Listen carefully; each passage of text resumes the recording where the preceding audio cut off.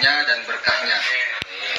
Maka kita semua ketahui, hadirin yang dimuliakan Allah Ta'ala, sungguhnya Allah Subhanahu Wa Ta'ala itu telah meletakkan kejayaan, kesempurnaan, kekayaan dan kesejahteraan kepada umat ini, yaitu hanya dengan mengamalkan agama secara sempurna, secara syariat, secara toriko, secara hakikat dan secara ma'rifat.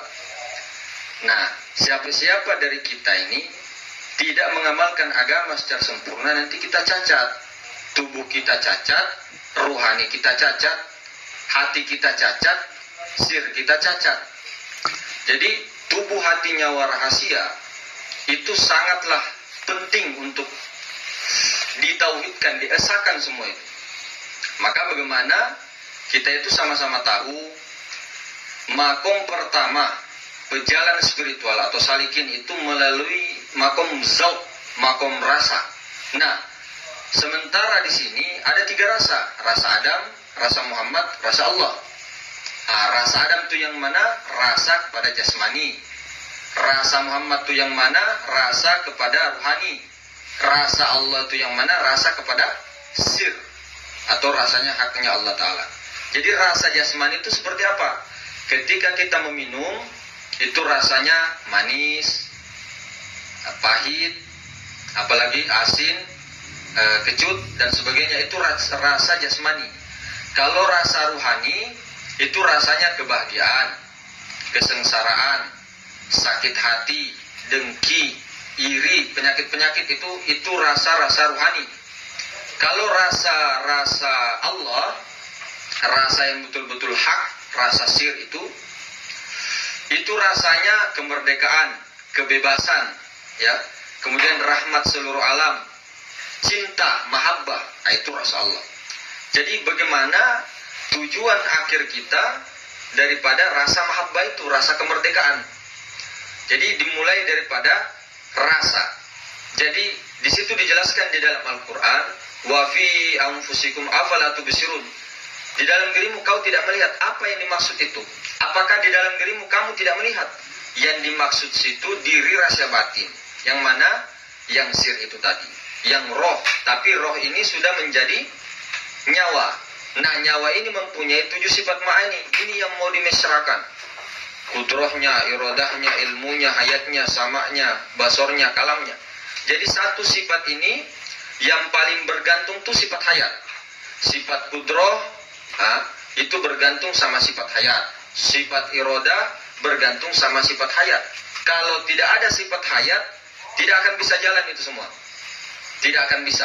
Kalau orang mati, tidak bisa melihat kalau tidak ada hayat. Kalau ada hayatnya baru bisa melihat.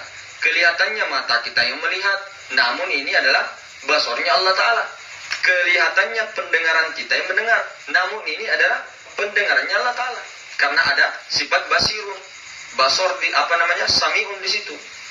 Sama dengan berbicara. Karena manusia itu bodoh, manusia itu buta, manusia itu tuli, bisu, mati, tidak bisa apa-apa. Manusia itu, insan itu sifatnya itu la haula wala quwata. Jadi tiada daya dan upaya, itu manusia. Illa billah. Illa billah itu dinisbatkan kepada diri rahasia yang batin.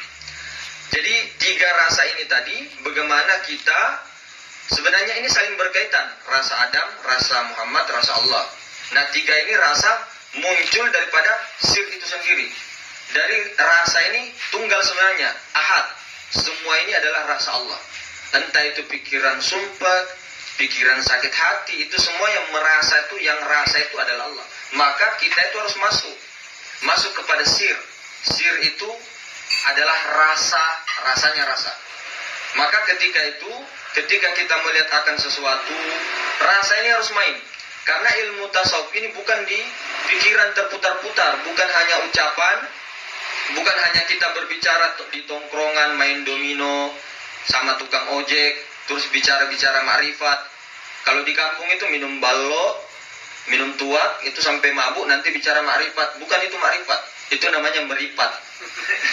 Jadi ma'rifat itu bukan hanya omongan, rasanya ini dipraktek tidak. Satu sifat saja yang melihat itu Allah, zat hayat. Nah, zat hayat ini sifat daripada Allah Ta'ala.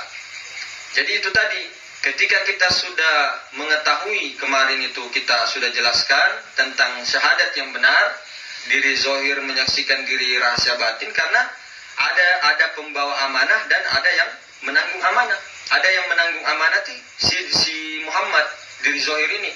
Nah, yang amanah tuh yang ini siru ini itu adalah amanah yang harus ditanggung oleh diri yang zohir atau Muhammad.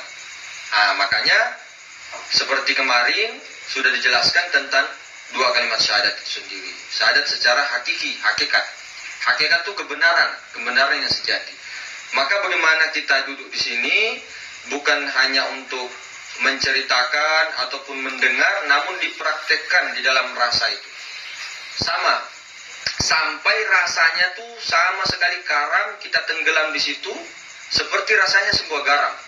Garam itu, walaupun di Amerika, ya, walaupun di Australia, rasanya tuh pasti asin.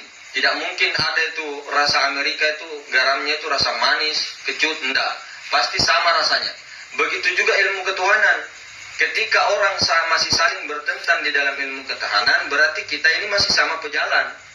Tapi ketika dia sudah sampai di ketunggalan ahad, garam yang kasar tadi, karam menjadi lautan, kembali ke lautan itu sama, Pak. Tidak ada lagi perdebatan karena rasanya itu sama. Nah, ketika kita sudah semua sama sampai wusul, ya, hakikatnya Allah Ta'ala yang menjadikan hamba itu sampai, itu nanti tidak ada perdebatan. Ibaratnya sama-sama betul-betul terbuka di situ di alam ahadiyah. Maka ketika orang sudah di dalam ketunggalan, tidak perlu lagi cari-cari ilmu-ilmu yang ini itu enggak. Duduk saja di ketunggalan. Ibaratnya ada orang yang mau menyakiti seseorang itu, ketika duduk dia di ketunggalan, tidak akan ada yang bisa menyakitinya. Ketika orang itu mendoakan keburukan kepada orang yang duduk di dalam ketunggalan, orang yang mendoakan ini mati dia. Banyak kejadian, Pak. Kalau kita duduk, Allah mendudukkan itu di ketunggalan itu.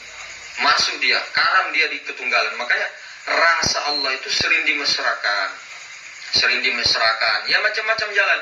Ada melalui sifat qiyamu binafsi, ada yang melalui sifat hidup, ada yang melalui 7 sifat langsung, ada yang melalui nafi isbat. Nafi isbat itu menafikan diri, mengisbatkan Allah Ta'ala. La ilaha illallah, tidak ada yang mampu mendatangkan manfaat maupun mudarat selain Allah. Nah, itu. Makanya ada hadis dikatakan, meskipun 1 juta berapa orang yang mau bunuh kamu, yang mau menyakiti kamu, itu tidak akan bisa kalau bukan kehendak Allah Ta'ala. Tidak akan bisa. Meskipun 1000 orang mendatang, kumpul sama malaikat, mendatangkan kebaikan untukmu, tidak akan bisa kalau bukan Allah Ta'ala. Nah, sama dengan obat. Nah, sama dengan minum, makan, dan sebagainya. Jangan pernah meyakini teh ini ataupun air ini mampu menghilangkan dahaga. Tidak. Yang menghilangkan dahaga itu Allah. Namun begini, kenapa? Karena Allah itu segala-galanya wal awal, wal akhir, wal zahir, wal batin. Bukan berarti kita tidak minum. Cuman kasarnya, kalau kita ngomong, ini bagian darinya. Bagian daripada haknya. Ditunjuk, ini bukan Allah. Kemarin itu ada yang nanya itu tembok berarti Allah. Salah. Itu kekeliruan kita tidak mengetahui Allah itu apa. Allah itu nur. Allah itu zat, sifat, asma, af'al. Kalau hanya zat, bukan Allah, tidak lengkap karena gugur. Harus zatnya, sifatnya, asmanya, dan af'al itu Allah. Makanya di dalam hati kolbu kita ini, kolbu sanubar ini, jangan ada rasa selain daripada Allah Ta'ala. Supaya ketika kita sholat dan sebagainya, Allah gerakkan kita, tidak ada lagi bingung-bingung. Tidak ada lagi rasa takut, bersedih, khawatir, segala macam, tidak ada. Kalaupun terus kita tidak boleh berpikir, tidak boleh bekerja, tidak. Bekerjalah, berpikirlah. Namun di balik pemikiran itu ada rasa bahwa ini Allah juga begitu. Allah yang membuat seperti ini. Kemudian ketika kita bekerja, kelihatan bekerja, harus rasa yang berbuatnya Allah. Tapi bukan hanya ditarik ke dalam diri. Karena zat Allah itu sebenarnya sir itu bukan di dalam, namun dia meliputi segala sesuatu. Dia di atas, di bawah, di depan, di belakang, di kiri, di kanan, dan di dalam. Itulah zat yang meliputi segala sesuatu. Namun sifatnya Nur Muhammad yang nampak semuanya alam semesta itu Nur Muhammad sifatnya. Itu bukan Allah, namun sifat Allah. Tapi sifat tiada lain daripada aku, kata Allah. Karena zat dengan sifat tidak akan bisa berpisah. Makanya dalilnya al-insanu sirri wa ana sirru. Insan itu rahasia aku. Siapa insan? Siapa insan? Muhammad. Siapa insan? Rahmat namanya. Makanya ada mengatakan 99 Asmaul Husna, nama ke-100 itu ya nama kita. Rahmat, nama Allah yang ke-100. Ini nama Allah yang ke-100. Ada juga mengatakan la sautin wala harfun yang kosong itu. Kemudian nama 101 adalah nama masing-masing. Kenapa? Karena semua yang ada di alam raya semesta ini itu murni perbuatan Allah Ta'ala. Semua nama yang ada di muka bumi ini, nama apapun juga, itu semua adalah nama Allah Ta'ala. Bukan cuma 99, Pak. Jangan batasi Allah. Jangan pernah batasi Allah. Semua sifat yang ada di muka bumi ini itu sifat Allah. Dan semua zat yang ada di muka bumi itu tunggal. Allah itu tunggal, maha tunggal. Esa. Makanya qul huwallahu ahad, katakan wahai Muhammad, aku tuh Allah ahad. Sampai walam yakul lahu kufuwan ahad. Tiada sekutu bagi Allah. La ilaha illallah wahdahu la syarika.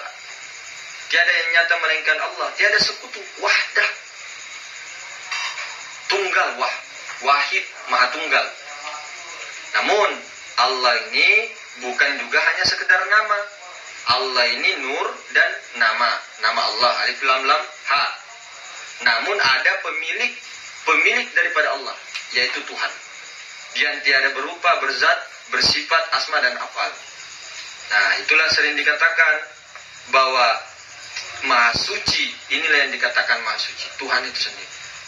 Yang Maha Kuasa berkehendak. Karena semua pengaturan daripada nur ini dari manusia, misal berkehendak dia berbuat itu daripada ruh. Ruh itu berbuat karena bergerak, bisa bergerak karena ada sir. Nah, ke Nur Muhammad. Nur Muhammad bisa bergerak karena geraknya Tuhan. Kebakoannya. Jadi ini gerak ini bertingkat-tingkat sebenarnya. Yang penting kita sudah paham, masuk ke dalam rasa Allah, kita sudah mengetahui bahwa segala yang nampak adalah Nur Muhammad, segala yang batin adalah Nur Allah, dan Nur Allah ini daripada Tuhan. Jadi yang ada ini cuma Tuhan Nur. Tuhan Nur. Nur ini sudah meliputi alam semesta dan ruh semesta alam segalanya, itu Nur. Itu yang disebut Allah. Yang punya nama Allah itu Tuhan. Jadi cuma dua. Tapi ditekankan, jangan pernah mengatakan, ya, jangan pernah kita mengatakan Nur itu Tuhan. Karena Tuhan tidak bernama. Tapi Tuhan adalah Nur. Nur bukan Tuhan. Tuhan adalah Nur. Tapi Nur ini tiada lain daripada, cuman jangan dikatakan aja diam. Kelu lidah, kalla lisana. Diam. Kalau sudah paham, diam. Begitu saja. Jadi ketika sehari-hari kita saksikan, kita nggak usah membayangkan kemana keluar, tidak. Saksikan saja Nur Allah, Nur Muhammad. Kalau kita mau Nur Allah, saksikan diri yang batin, diri rasa batin. Bukan berarti ini ruh Allah, tidak. Makanya saya tadi bilang, jadikan ruh itu asalnya dari mana? Nur ilahi. Jadikan jasad itu sampai ke Nur Muhammad. Jangan berhenti di jasad, jangan berhenti di tanah. Nah, kalau sudah menjadikan diri, jadi jangan lagi ingat-ingat dari batin ini, mohon maaf, jangan lagi ingat-ingat dari batin ini bahwa ada tubuh, ada rohani. Ini sudah jadi Nur Muhammad. Maka ketika kita menyaksikan apapun di dunia ini, kita menyaksikan Nur Muhammad yang nampak tuh. Yang tidak nampak, ya pasti ada nampak yang tidak nampak. Nah, saksikan Nur Allah. Nur Allah, Nur Muhammad. Namun Nur Allah dengan Nur Muhammad itu satu. Namanya saja yang beda, nama lain saja. Karena Nur itu Allah, Muhammad itu kekasihnya. Kekasihnya itu wujud mazharnya, kenyataannya. Haknya Allah Ta'ala. Lalu berarti kita ini di mana, Mas? Tidak pernah ada. Kita itu yang mengaku selalu berpikir ego kita nafsu kita yang mengaku ada. Makanya kenapa selalu di dalam Al-Quran, ya, kenapa selalu di hadis qudsi, kenapa selalu di hadis hadis matikan diri sebelum engkau mati, matikan diri. Apanya yang mau dimatikan? Inikah? Tidak. Pikiran, akal, pikiran, ego yang mengatakan kita ini bisa melihat, kita bisa mendengar. Kalau kita merasa begitu, tunggulah hisab yang keras. Inni azabilah syadid, siksa Allah sangat pedih. Ini tidak main-main. Ini sudah disaksikan oleh para orang-orang tua kita, ulama-ulama kita terdahulu yang lengkap syariat, thariqah, hakikat, marifat. Makanya jika mau mengamalkan agama secara sempurna, ikuti Nabi Muhammad. Nabi Muhammad itu jangan cuma syariatnya yang diikuti. Nabi Muhammad batinnya tuh ada. Bahkan kita selalu mendengar bahwa ketika sahabat bertanya, wahai Rasulullah, gantengnya engkau, wujudmu ini seolah-olah engkau diciptakan menurut keinginanmu sendiri. Dan memang ada riwayatnya ketika Nabi Muhammad SAW sebelum lahir, itu beliau memilih wajah-wajah yang terbaik. Itu beliau uswatun hasanah, tajalli sempurnanya Allah Ta'ala. Nah, namun beliau mengatakan begini, ini bukan wujud asliku, kata Rasulullah SAW. Ini wujud, tapi wujud majasi, wujud khoyali. Wujud asliku tuh lihat di dalam telinganya anak saya, Sayyidatina Fatimah radhiyallahu anha. Coba lihat di dalam telinganya. Dilihatnya sama sahabat, tidak ada apa-apa ya Rasulullah. Nah, itu wujud asli Rasulullah. Ruh itu tidak berbentuk. Dia berbentuk kalau masuk di wadah-wadah masing-masing. Ruh itu. Nah, ruh itu dari nur. Nur itu dari Tuhan. Selesai. Jangan kemana-mana lagi ada roh idopi, roh robbani. Terlalu lama. Umur kita ini sudah tua. Untung-untung kalau kita masih ada 5 tahun ke depan, ya kan? Nah, yang muda juga jangan heboh, jangan merasa umur panjang, belum tentu. Bisa saja kita besok mati, ya kan? Begitu. Jadi sebentar lagi kita ini akan meninggalkan semua ini. Ini bukan kampung kita. Kampung kita yang sebenarnya itu kampung akhirat. Nah, ad-dunya mal'unah, dunia itu terkutuk kata Allah. Kecuali orang-orang yang berilmu, orang-orang yang berzikir kepada Allah Ta'ala. Selainnya itu terkutuk. Luar biasanya. Jadi kalau ini memang agak kasar ini hadis ini, luar biasa. Namun begitulah. Jadi bagaimana kita ini nanti ke akhirat tuh, ya akhirat sebenarnya di sini sekarang sudah ada. Ketika kita mengeluarkan napas, ya akhirat. Ketika kita menghisap napas, ya dunia akhirat sudah ada. Surga neraka secara hakikat di sini juga sudah terasa. Surga dunia itu adalah ma'rifatullah. Tidak ada lagi merasa sedih, takut dan sebagainya. Wah, plong deh. Lihat kayak orang gila itu. Nah, itu sudah. Tapi jangan jadi gila, jangan. Itu tidak disarankan. Karena mereka itu jadi gila karena Allah Ta'ala sendiri yang memperjalankannya. Jadi kurang lebih begitu. Bincang-bincang singkat lah, bincang-bincang singkat di sini.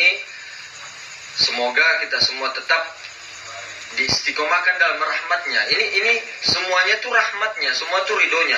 Tidak bisa kita itu mengatakan kenapa kok saya begini mas, masih lupa-lupa, enggak.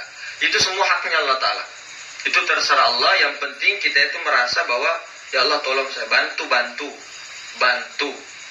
Minta bantuannya Allah, berdoa, tapi diyakini kalau kita tuh berdoanya tuh rasa kita itu Allah sendiri yang menggerakkan kita berdoa, Allah sendiri yang mengabulkan doanya. Bukan kita berdoa sama dengan niat. Jangan sampai ada niat di dalam niat. Kita sengaja aku sholat karena Allah Ta'ala. Akunya di sini loh, rasanya tuh akunya Allah, jangan akunya kita. Batal sholat Pak, batal. Duduk dulu aja deh sholat, duduk dulu baru sholat. Jangan langsung sholat. Makanya ketika berwudu itu kembalikan semua. Tangannya, basuh tangan, kembalikan. Oh ini tangannya yang berbuat Allah. Mulutnya ini kalau saya berbicara ini karena dibicarakan Allah. Saya hidung ini bisa bernapas karena adanya hidupnya Allah. Muka semua karena mata bisa melihat karena Allah yang melihat. Begitu juga tangan. Makanya di waktu kita kualitas sholat kita itu ditentukan pada saat wudu itu. Apa kita wudhu kemana-mana, basuh-basuh air, wanunya saja diperhatikan jari jemarinya, ya bagus, tertibnya syariatnya begitu. Hakikatnya ini loh, kembalikan di situ. Berjalannya kita dibasuh kaki itu bukan hanya dosa-dosa dari kaki. Diingat, dikembalikan semua itu penglihatan, pendengaran, semua itu haknya Allah Ta'ala. Oh, jangan jadi Fir'aun. Ini kalau kita hidup di zaman dulu, kita ini Fir'aun. Kalau bukan Raja Namrud, Korun dan sebagainya. Korun itu loh ditenggelamkan sama harta-hartanya. Sekalian orangnya juga tenggelam dia. Karena dia mengatakan, ini harta saya yang usaha. Itu Korun itu, sepupunya Nabi Musa kah, itu omnya kah apa? Lupa saya. Nah, itu bahaya, jangan sampai. Mati sekarang, Pak. Sekaranglah waktunya mati. Mati sekarang. Itulah pesannya datuk kita baginda Rasulullah SAW. Ikuti Nabi Muhammad. Ketika sudah ma'rifat, rasanya sudah mengetahui, ya, diketahuikan oleh Allah, ikuti syariat. Untuk menyempurnakan syariat, ikuti Rasulullah SAW. Kita tidak memaksa, tapi orang-orang yang sudah sempurna ma'rifatnya, dia itu pasti tidak mau meninggalkan itu Rasulullah. Itu ciri-cirinya. Jadi kalau ada orang yang sakti atau apa, lihat dia punya syariat. Itu kata Imam Al-Ghazali dan ulama-ulama lain. Nah, bukan berarti kita meremehkan orang yang belum diberi hidayah, jangan. Allah tuh maha membolak-bolakkan hati. Jangan sampai seperti kisahnya itu yang kita bilang itu, Syekh Barseso yang sudah luar biasa amalannya itu, luar biasa, santrinya itu banyak, dan terkenal karomahnya itu bisa menghilang, bisa sakti lah. Tapi apa? Dia di neraka. Nah, itu luar biasanya itu. Jadi jangan pernah menghina siapapun. Karena yang dilihat itu akhir hayat, bukan sekarang. Jangan lihat orang sekarang, akhirnya itu. Nah, itu. Mungkin begitu. Assalamualaikum warahmatullahi taala wabarakatuh.